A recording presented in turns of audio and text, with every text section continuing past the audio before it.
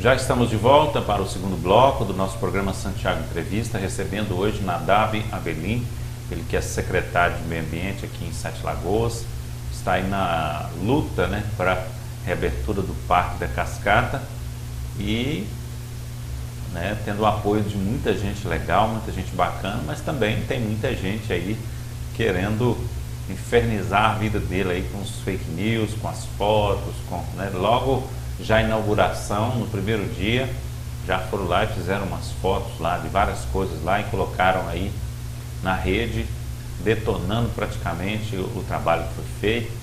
E nós vamos falar sobre isso aqui para saber quem está certo e quem está errado. Logicamente, né, todo mundo tem direito de falar o que quiser, mas a gente vai ouvir o secretário para que ele possa nos explicar realmente o que aconteceu por parte da prefeitura, né, para que pudesse ser reaberto o parque. Nada. Foi uma polêmica, né, nos primeiros dias, mas principalmente agora após o feriado, a gente viu tanta foto bonita, né, tanta gente lá, tanta família, tanta, né, coisa bacana que deu até prazer de ver, né. Explica pra gente, apareceu umas fotos na internet, né, pessoas mostrando, eu achei uma foto assim que me chamou muita atenção, principalmente um local, né, que eles falam que cortaram várias árvores, né, você olhando de cima assim, tem um buraco, né, de plantas que foram cortadas, né, de árvores. Parece uma casinha lá também que não foi reformada, bancos, né, tirar as fotos dos banheiros químicos. Na verdade, o que foi feito e por que essa parte que foi colocada como negativa não foi olhada? Importante colocar isso. Primeiro que é uma mentira que foi divulgada, né? Foi uma má fé de algumas pessoas que a gente já sabe quem são. São pessoas que tiveram problema ano passado no parque, inclusive umas que foram convidadas a retirar do local numa época de um incêndio, uma época tumultuada que o parque ele estava correndo um risco do incêndio entrar dentro da área do parque ecológico da Cascata. E essas pessoas tentaram aí criar isso e utilizaram até de um partido político, a imagem de um partido político, para falar que era uma manifestação desse partido em relação a isso. E com certeza eu creio que não procede, até porque o partido tem uma nova visão, busca aí um ideal diferente de fazer política e não é uma política suja. E isso nos tranquilizou muito, porque a todo momento a gente sabia perfeitamente o que vinha sendo desenvolvido para o Parque Ecológico. Então vamos passo a passo.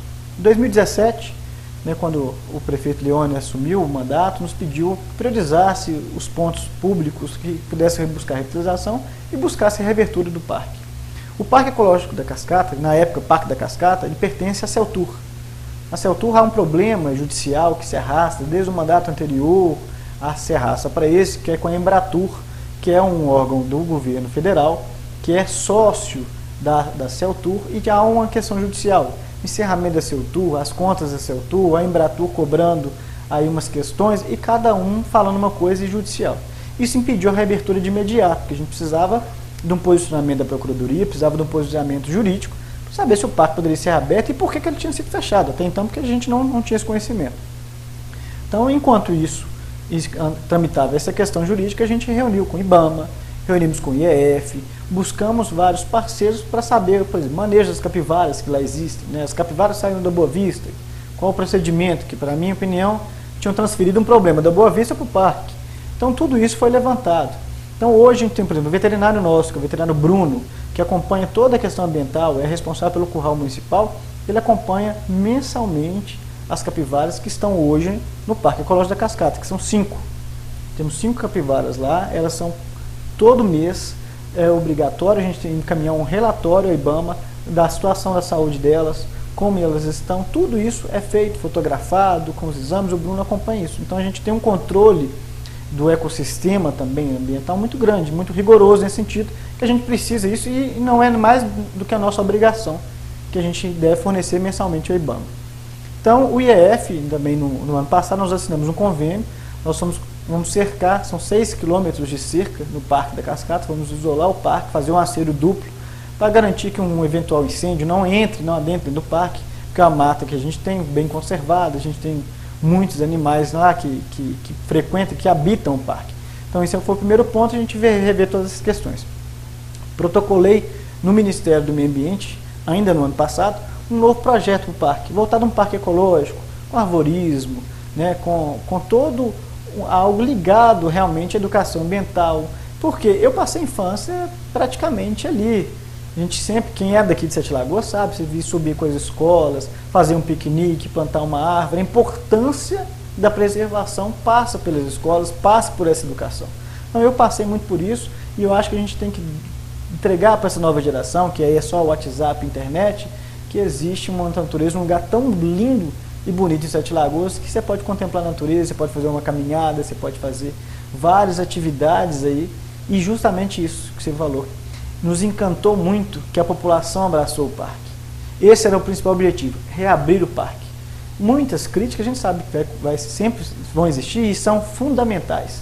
E é importante isso, porque a participação popular não adianta, igual a administração anterior fez, com dinheiro em caixa, com recurso em caixa, fechar um parque por simples decisão e impedir que a população tivesse um acesso a um lugar tão bonito como esse e que não é da prefeitura, não é de ninguém, é da população. A população precisa frequentar o parque, a família frequentar o parque.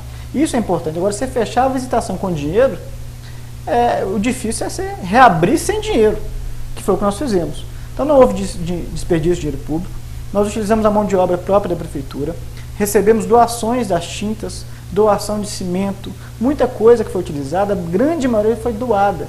Por exemplo, a Siderúrgica Bandeirantes que doou as tintas para lá. Então os canos estavam em amostra do restaurante, foi roubado toda a fiação, foi roubado padrão de luz, foi roubado várias coisas ao longo desses anos que estava abandonado. Lá estava realmente com mato, muita coisa, ganhamos brita, ganhamos muita coisa e foi feito. Fizemos a revitalização completa paisagística, instalamos placas de sinalização, são placas de madeira para não interferir também no ambiente do parque, que é um ambiente bem rústico, um ambiente bem natural ali. Então foi colocado a sinalização de madeira, foi feita a nova pintura, revitalizamos tudo, foi feito vários plantios, a pessoa chega na antiga área que era utilizada para camping, chegando à esquerda do parque, vai ver lá todo o plantio realizado, a gente vem reflorestando o parque. Isso é importante, esse plantio sendo realizado. Tem um projeto do vereador Caramelo, que é o Guardiões da Natureza. A gente vem conversando desde 2007 para levar o Guardiões da Natureza para dentro do parque, para receber as escolas, junto com a nossa equipe, nosso setor de educação ambiental, receber as escolas. Né? Teve um requerimento do vereador Beto Açougue para solicitando a reabertura do parque. Então, o importante é isso. A Câmara foi fundamental para a reabertura. Os vereadores, o apoio do Legislativo, que é a voz do povo de Sete Lagoas, que são os representantes da população, também cobrando isso. E diariamente a população sempre nos cobrando. Aí foi divulgada uma foto de uma lixeira lá sem fundo. Foram trocadas 21 lixeiras, ainda na quarta-feira, até a reabertura que foi simbólica, não foi aberto à visitação popular. Muita gente questionou por que fazer nesse horário, na quarta-feira. Foi simplesmente um ato para o município solicitar que a imprensa pudesse ter acesso e divulgasse a reabertura, que o parque funciona sexta, sábado e domingo, de 8 às 17. Então a visitação só seria na sexta-feira. Então na quarta-feira foi feito foto, nós trocamos 21, faltou 6 lixeiras.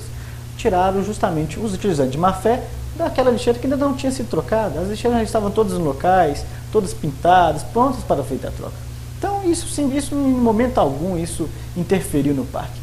Quem quiser e puder visitar, não sou eu que tenho que falar. A pessoa tem que ir lá, conhecer e vai ver a verdade, vai ver que lugar bonito, agradável. Mas aquela foto lá do desmatamento, lá do corte das árvores, aquilo realmente aconteceu? Não houve corte. Para que corte de árvore? Em área lá, lembrando que o Parque da Cascata não houve nenhuma interferência, nada. Até para ter qualquer tipo de interferência, para qualquer tipo de evento, até é preciso que tenha um conselho, chama Conselho Gestor da APA da Serra Santa Helena. Somente esse conselho pode autorizar qualquer intervenção na APA da Serra Santa Helena, não só no parque, mas como a APA de uma forma como um todo.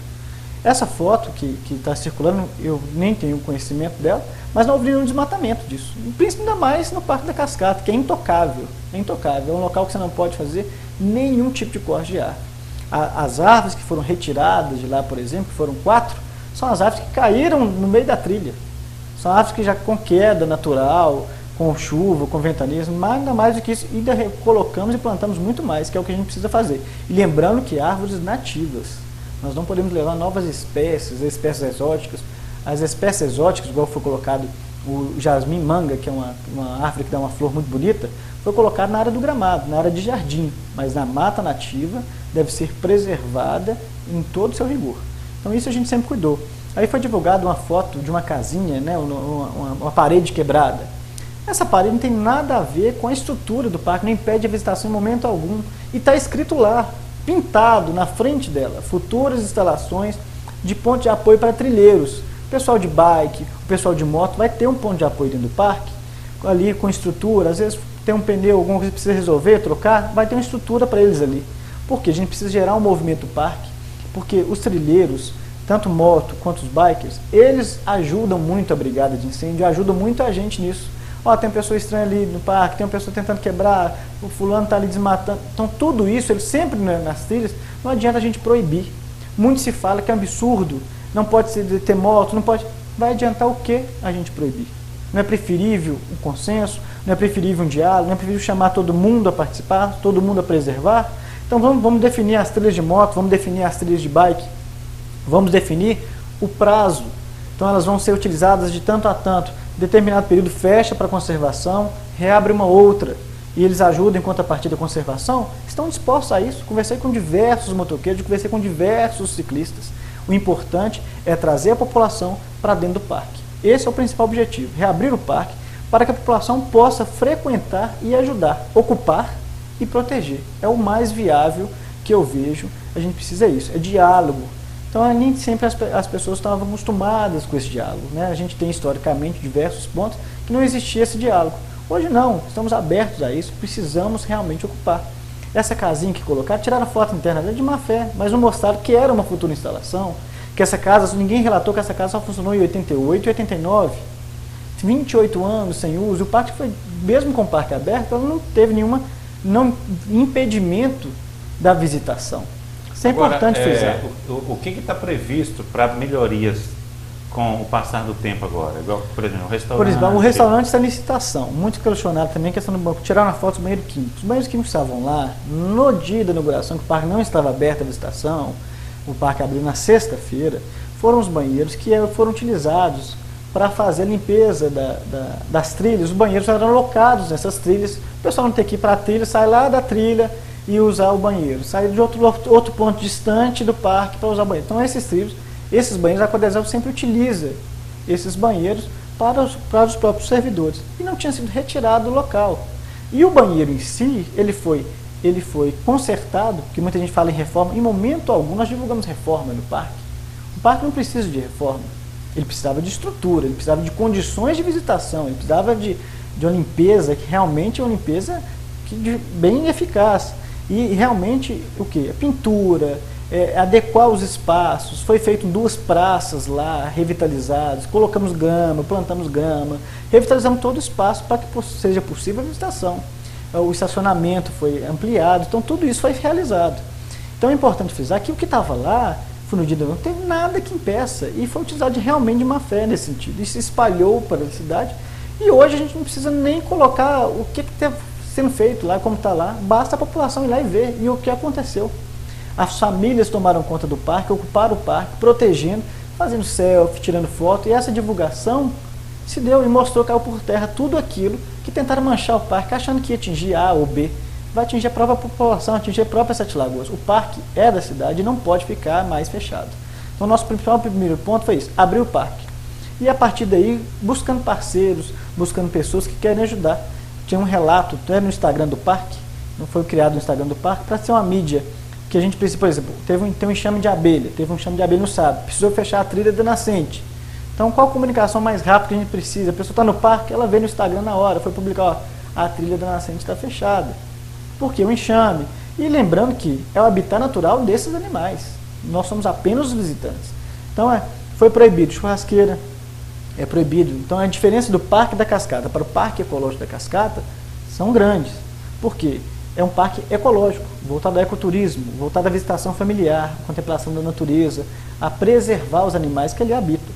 Então, é proibido churrasqueira, porque os quiosques que existiam no passado foram queimados por causa de churrasqueira. Tem relatos disso lá, os servidores participaram disso. É proibido animais de estimação. Por que é proibido animal de estimação? Os animais externos ao parque podem levar ao ecossistema do parque um carrapato que possa estar contaminado, não como a febre maculosa, que é tão falada, por exemplo. Então, são proibidos, extremamente proibidos. Um cavalo é extremamente proibido, porque ele está numa cavalgada hoje aqui, está numa cavalgada em outra cidade, ele pode contrair um carrapato, que é o mesmo carrapato da capivara, é o mesmo carrapato do cavalo, que é o chamado carrapato estrela.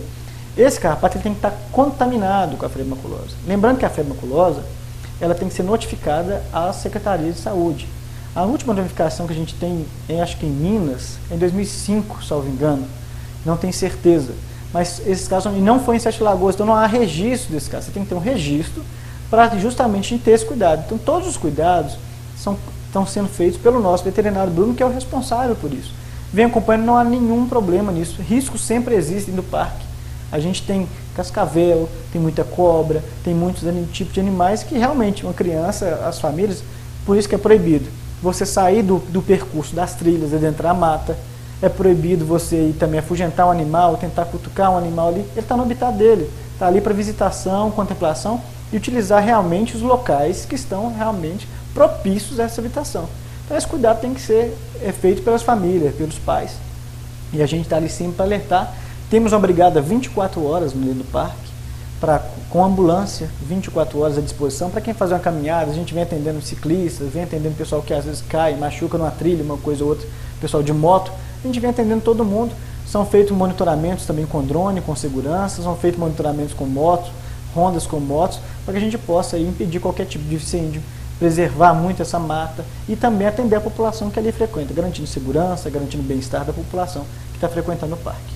Muito bem.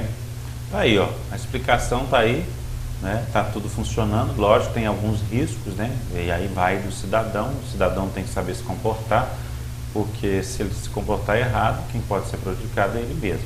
E as melhorias vão acontecer aos poucos, né?